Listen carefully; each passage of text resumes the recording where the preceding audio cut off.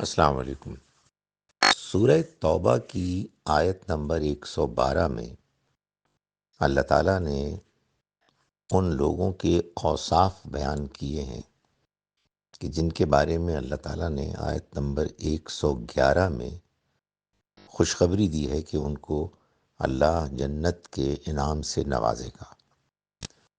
ان اوصاف خوبیوں میں پہلی خوبی، پہلا وصف جو بیان کیا ہے وہ یہ ہے کہ وہ بار بار توبہ کرتے ہیں، التائبون۔ اس سے یہ معلوم ہوا کہ وہ لوگ کہ جو جنتی ہوں گے اور وہ کہ جو جنتی نہیں ہوں گے، ان دونوں میں، دونوں طرح کے لوگوں گروہوں میں جو سب سے بڑا نمایاں فرق ہوگا وہ یہ ہوگا کہ جنتی لوگ بار بار دنیا میں توبہ کریں گے، اور وہ لوگ کہ جو جنتی نہیں ہیں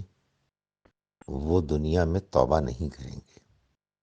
چنانچہ قرآن مجید میں جتنے بھی وہ جرائم بیان ہوئے ہیں کہ جن کے نتیجے میں انسان جہنم میں جائے گا، ان سب میں یہ بات ماننی ہوگی کہ وہ جرائم اصل میں انسان کرے گا توبہ کیے بغیر۔ چنانچہ انسان چاہے شرک کرے، چاہے قتل کرے، چاہے زنا کرے، چاہے کفر کرے، چاہے منافقت میں مبتلا ہو، ان میں سے اور اسی طرح کے اور دوسرے جتنے بھی جرائم ہیں، گناہ ہیں، ان میں اگر انسان کے اندر زندگی کے کسی موقع پر سچی توبہ کا رجحان پیدا ہو گیا تو یہ گناہ دھل جائیں گے، یہ چھٹ جائیں گے۔ لیکن اگر انسان کے اندر توبہ کی توفیق پیدا نہ ہوئی، اور توبہ کی توفیق پیدا نہ ہونے کی وجہ اصل میں تکبر ہوتا ہے۔ انسان کے اندر ایک خاص قسم کی اپنی ذات کے بارے میں خود اعتمادی پیدا ہو جاتی ہے،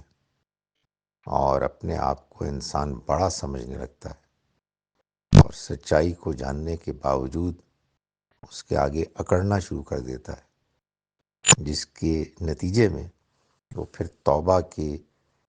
وصف سے، توبہ کی توفیق سے محروم ہو جاتا ہے۔ چنانچہ یہ کہنا مبالغہ نہیں ہوگا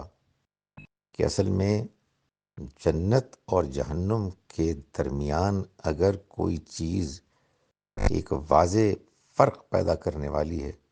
تو وہ توبہ ہے۔ جو جنتی لوگ ہیں وہ توبہ کرتے ہیں، اور جو جہنمی لوگ ہیں وہ توبہ کرنے سے گریز کرتے ہیں،